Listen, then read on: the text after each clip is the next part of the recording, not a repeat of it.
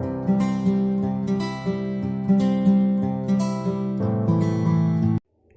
Friends, स्वागत है आपका मेरे YouTube चैनल दीप क्लासेस में, जिसमें हमारा आज का टॉपिक है मधुर मधुर मेरे दीपक जल, कविता के महत्वपूर्ण अंशों की सप्रसंग व्याख्या। हमारा आज का टॉपिक स्टार्ट करने से पहले अगर आप हमारे चैनल पर नए हैं या आपने अभी तक हमारे चैनल को सब्सक्राइब नहीं किया है तो इसे सब्सक्राइब कर लें, जिससे हमारे आने वाले वीडियो के सभी नोटिफिकेशंस आप तक पहुंच सके। चलिए अब हम अपना टॉपिक स्टार्ट करते हैं।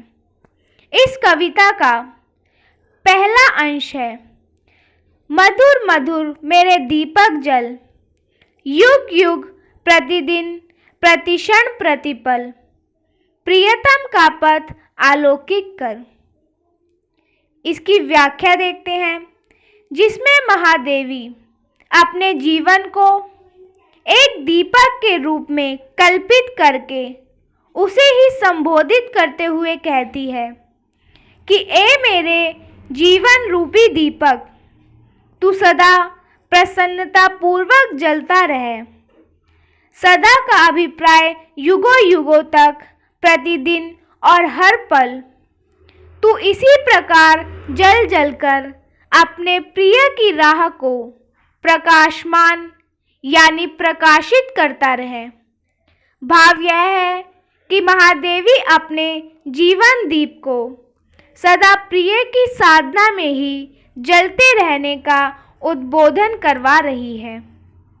यदि बात की जाए इस अंश की विशेषताओं की, तो इसकी पहली विशेषता है गीत की इन आरंभिक पंक्तियों में कवित्री की अपने प्रिय के प्रति उत्कट समर्पण भावना की अभिव्यक्ति हुई है। दूसरा, महादेवी के काव्य में यह प्रिय अलौकिक है अथवा अलौकिक यह कह पाना अत्यंत कठिन है। तीसरा, इन पंक्तियों की गेयता भी उल्लेखनीय है। इस कविता का दूसरा अंश है सौरभ फैला है विपुल धूप बन, मृदुल मोम सा घुल रे मृदु तन, दे प्रकाश का सिंधु अपरिमित, तेरे जीवन का अणु गल गल, पुलक पुलक मेरे दीपक जल।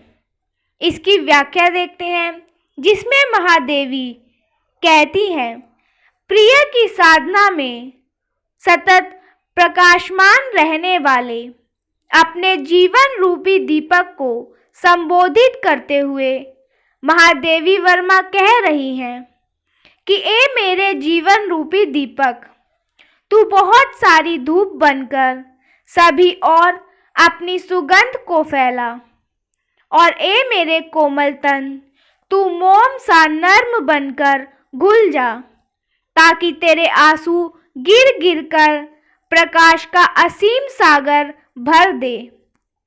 तेरे आंसुओं से सागर भर जाए और वह एक अद्भुत प्रकाश फैला दे। हे मेरे जीवन दीप, तू प्रिय पथ में प्रसन्नता पूर्वक निरंतर चलता रहे। इसकी विशेषताएं देखते हैं।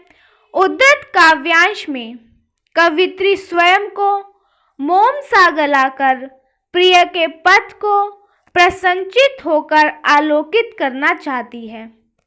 दूसरा, प्रिय पथ को आलोकित करने में स्वयं अपने आप को तिल तिल जलाने में प्रेम की उदारता और पूर्ण समर्पण का प्रमाण मिलता है।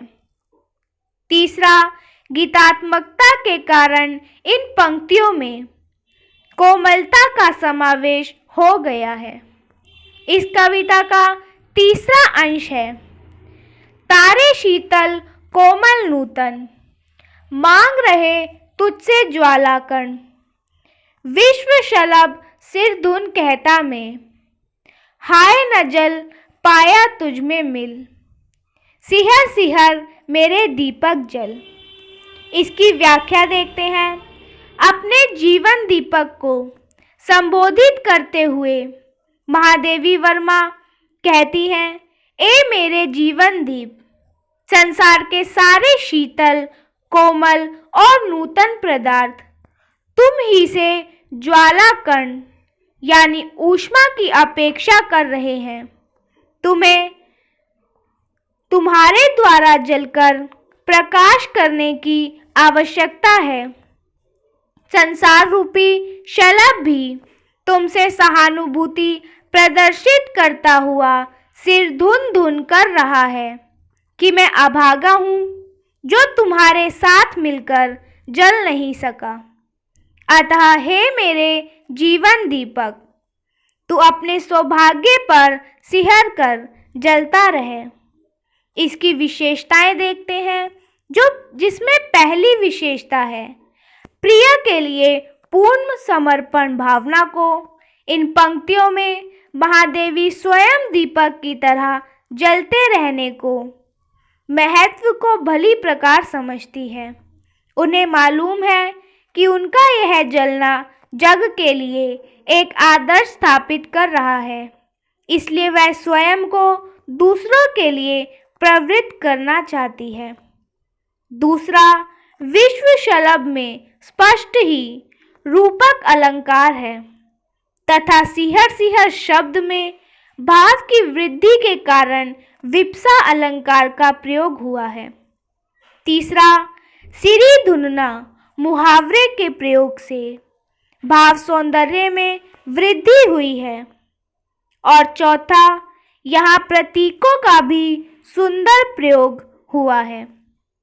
इस कविता का चौथा अंश है, जलते नभ में देख असंख्यक, स्नेहहीन नित कितने दीपक, जलमय सागर का उर्ज्वाला, विद्युत में घिरता है बादल, विहंस विहंस मेरे दीपक जल। इसकी व्याख्या देखते हैं। आकाश में अगणित तारों की ओर संकेत करते हुए महादेवी वर्मा अपने दीपक से कहती है कि देखो, आकाश में नित्य ही असंख्य तारे टिमटिमाते हैं, मानो बिना तेल के ही असंख्य दीप जल रहे हों। उन्हें देख देखकर जलमय यानी शीतल जल का गुण शीतलता प्रदान करता है। सागर का हृदय भी जलने लगता है। तब बादल उसकी ज्वाला को शांत करने के लिए ही मानो बिजली लेकर आ जाता है। अतः ए मेरे जीवन रूपी दीपक, तुझे इस सब की चिंता करने की आवश्यकता नहीं है। तू तो बस प्रिय पथ को आलोकित करने के लिए हंसते हंसते जलता रहे। इसकी विशेषताएं देखते हैं।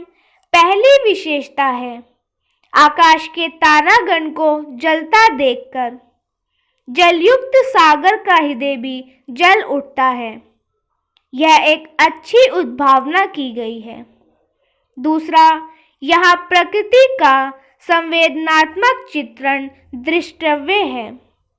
तीसरा, पहली पंक्ति में रूप का अतिशयोक्ति अलंकार तथा विहंस विहंस में पुनरुक्ति प्रकाश अलंकार का प्रयोग किया गया है।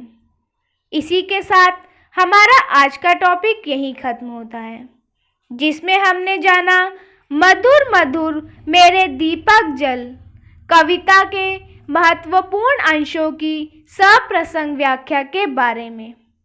अगर हमारा आज का वीडियो आपको पसंद आया हो तो वीडियो को लाइक एंड शेयर करें और हमारे आने वाले सभी वीडियो के नोटिफिकेशंस के लिए हमारे चैनल को सब्सक्राइब करें। Thank you for watching.